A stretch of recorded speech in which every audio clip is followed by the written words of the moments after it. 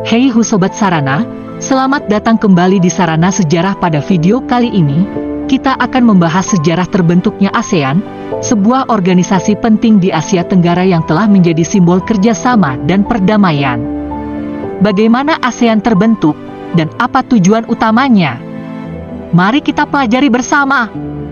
Sebelum masuk ke videonya, jangan lupa like, komen, subscribe serta share ke teman-teman kalian agar menambah wawasan sejarah kalian. Kemudian jangan lupa aktifkan lonceng notifikasi untuk mendapatkan update terbaru dari Sarana Sejarah, sarana belajar sejarahmu.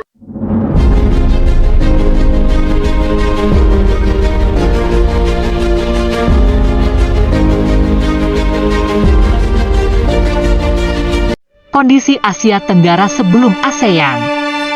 Pada tahun 1960-an, Asia Tenggara berada dalam situasi yang tidak stabil. Beberapa negara baru saja merdeka dari kolonialisme, seperti Indonesia, Malaysia, dan Filipina. Sementara itu, ketegangan Perang Dingin antara Blok Barat dan Blok Timur memengaruhi kawasan ini.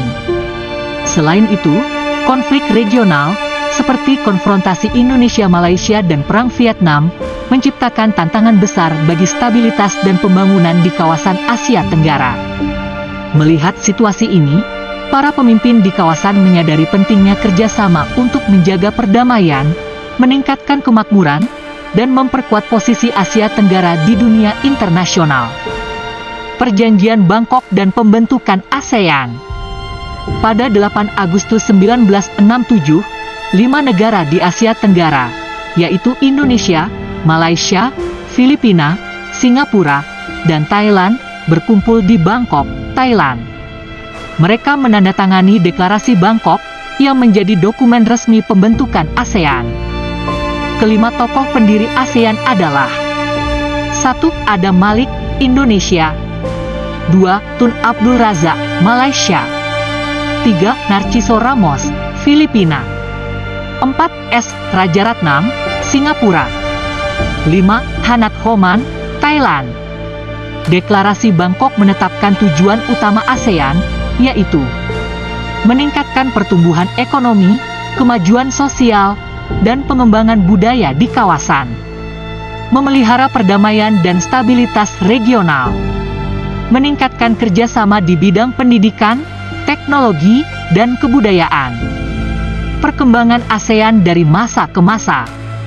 Setelah pembentukannya, ASEAN terus berkembang.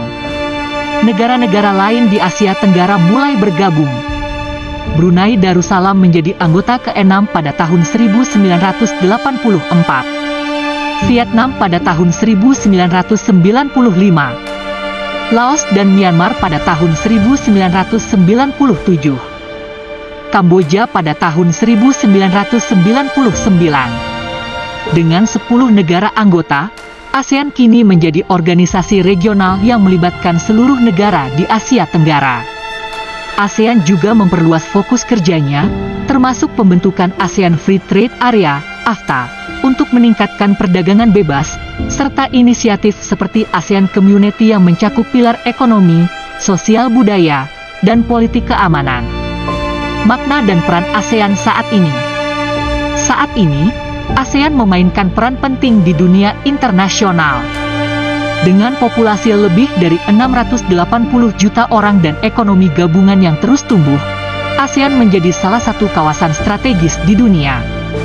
Melalui kerjasama regional, ASEAN berupaya menghadapi tantangan global seperti perubahan iklim, perdagangan internasional, dan keamanan kawasan.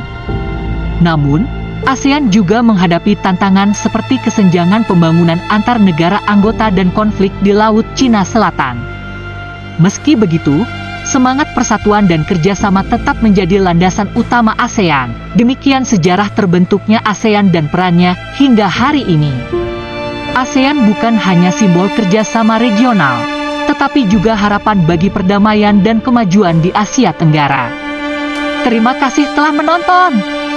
Jangan lupa untuk like, share, dan subscribe agar tidak ketinggalan video menarik lainnya. Sampai jumpa di video berikutnya di Sarana Sejarah, sarana belajar sejarahmu.